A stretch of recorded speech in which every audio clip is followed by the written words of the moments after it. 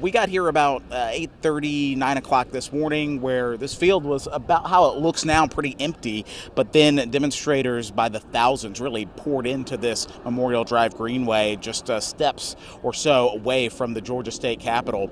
And so throughout the day, we noticed those thousands of demonstrators carrying signs, wearing shirts, and wearing costumes even in support of this theme of No Kings, that democracy should stay alive and well in America, that no one person should be above the law.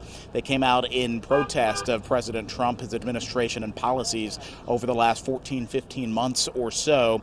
As we start to see those protesters disperse, we notice how they gathered there in the center lawn, heard from various speakers from the ACLU of Georgia, from Indivisible, Voting Rights Group, other grassroots organizations, CASA, an immigration advocacy organization as well. We even heard from Senator Reverend Raphael Warnock, whose compatriot in the U.S. Senate from Georgia, Jon Ossoff, faces re-election. And so he, of sorts, campaigned for his fellow senator there in calling out Congress's gridlock there, as you might have noticed, those long lines at the airport stemming from a partial government shutdown. That's what drew some people out here today, is that they feel like the government is ineffective, but really they believe that starts at the top with President Trump himself, whether it is foreign policy and the war in Iran, as well as U.S. actions across the world, around the world, when it comes to action in Venezuela and Africa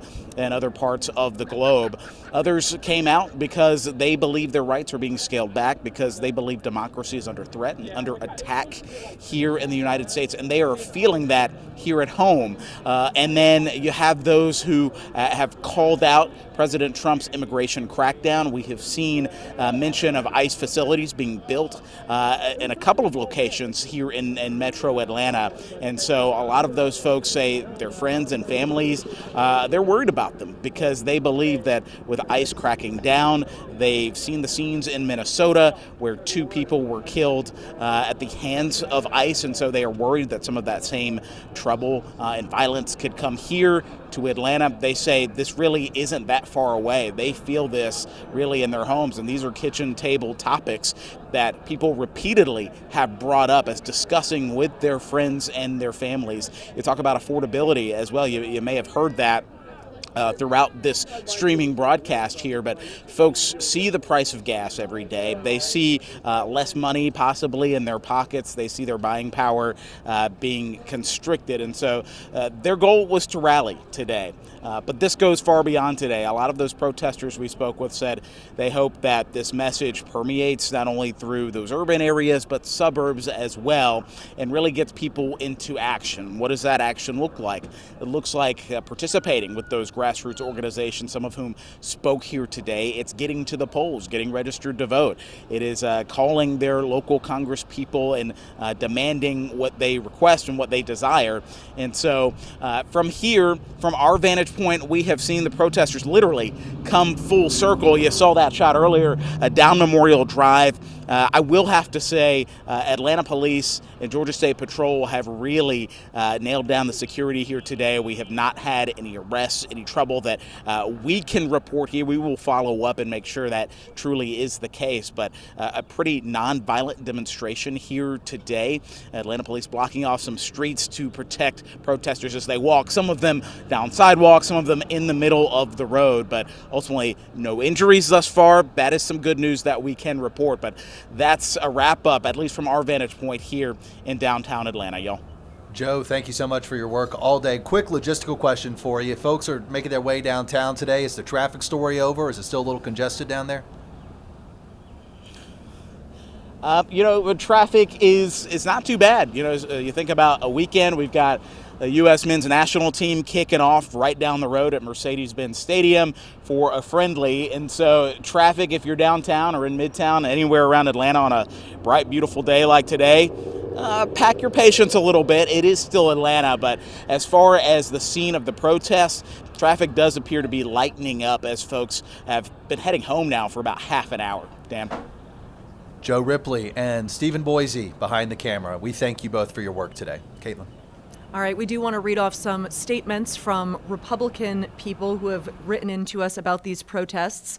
One from RNC spokeswoman Emma Hall. She writes, before Georgia Democrats come for anyone else, they should take it up with Jon Ossoff, that's a senator here in Georgia, for acting like a king and single-handedly holding up TSA agents' paychecks and stranding Georgia families at Hartsfield-Jackson Airport. Then headed to Republican pollster Mark Roundtree. He says the No Kings protest is put on by a bunch of people who want elections without verified voters, elections where their nominee in the last presidential election did not earn a single primary vote and was installed by elites, and now they oppose enforcement of our national border laws. These are the very people who are trying to install kings while claiming they oppose them.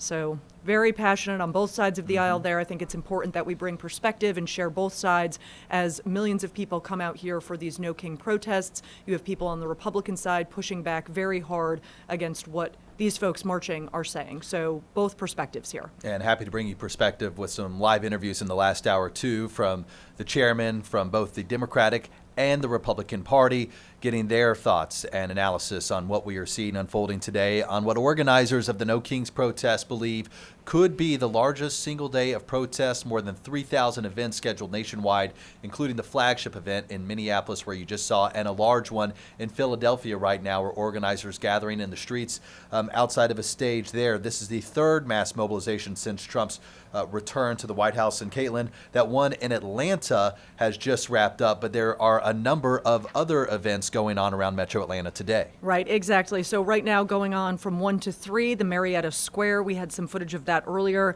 No Kings in Smyrna is happening from 3 to 5 p.m. today, and then the protest in Tucker will be happening from 3 to 6. So a lot of different events, and organizers of No Kings have said this is a decentralized movement, and so that's why you're really seeing the different times, different start and ends, different places all across the United States. We are monitoring the event in Minneapolis, Minnesota. That's expected to be the flagship event, people gathering there now. A number of people expected to speak. That one is going to go all afternoon.